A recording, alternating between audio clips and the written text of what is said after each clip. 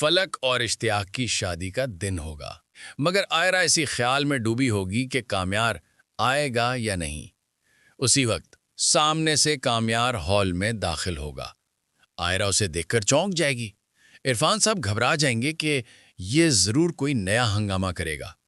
कामयार आयरा की तरफ देखेगा और फिर नजरें झुकाकर उसके सामने से गुजर जाएगा और सीधा स्टेज की तरफ जाकर इश्तियाक और फलक को शादी की मुबारकबाद देगा। आयरा की नजरें उसी की तरफ होंगी, मगर कामयार सीधा वहां से चला जाएगा। कामयार का रवैया देखकर आयरा बहुत उदास हो जाएगी। कुछ ही देर बाद एक अनजान लड़का उसकी तरफ बढ़ेगा और कहेगा, आप बहुत खूबसूरत हैं, आपका पार्टनर बहुत लकी होगा। आयरा कहेगी, पर मेरा तो कोई पार्टनर नहीं। वो कहेगा, बस मैं यही जानना चाहता था। वो आयरा से मजीद फ्री होने की कोशिश करेगा, मगर आयरा, जो पहले ही कामयार की वजह से परेशान होगी, वो उससे जान छुड़ाकर निकल जाएगी। शादी खत्म होते ही कुछ दिन में वो लड़का आयरा के घर अपने माँ बाप के साथ रिश्ता लेकर पहुंच जाएगा।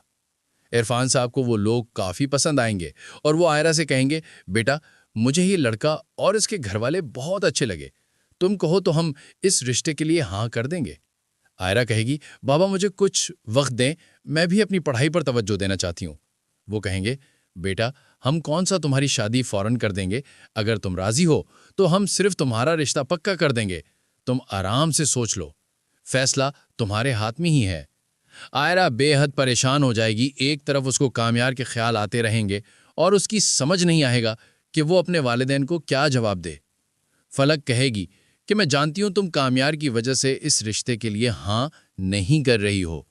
आयरा कहेगी, ऐसा कुछ नहीं है, मेरा कामयार से कोई ताल्लुक नहीं है। फलक कहेगी, अगर उसे कोई ताल्लुक नहीं तो तुम इस रिश्ते का सुनकर इतना परेशान क्यों हो? अगर तुम वाकई कामयार को पसंद करती हो तो मुझे बता सकती हो, मैं इश्तियाक से कहूंगी, वो कामयार से बात करेंगे। आयरा कहेगी, ऐसा कुछ नहीं है, और अगर तुम सबको ऐसा लगता है तो मैं अभी जाकर बाबा से कह देती हूं कि वो मेरा रिश्ता पक्का कर दें। इस तरह आयरा की उस लड़के से मंगनी हो जाएगी और जब यह खबर कामयार तक पहुंचेगी तो वो बिल्कुल टूट जाएगा। इश्तियाक कामयार से कहेगा, अभी भी वक्त है, तुम आयरा से बात कर लो। वो भी इस रिश्ते से खुश नहीं है, मगर बस जिद में उसने हाँ कर दी है। कामयार कहेगा, मैं जानता हूं आयरा मुझसे सिर्फ और सिर्फ नफरत करती है और अब मैं उसे अपनी शक्ल भी नहीं दिखाना चाहता।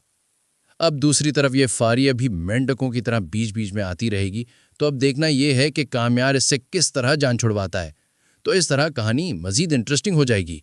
फिलहाल हमें तो यही लगता है। आपकी क्या राय है?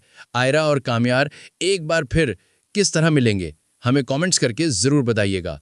वीडियो अच्छी लगी हो तो लाइक करें और चैनल को सब्सक्राइब करना मत भूलिएगा।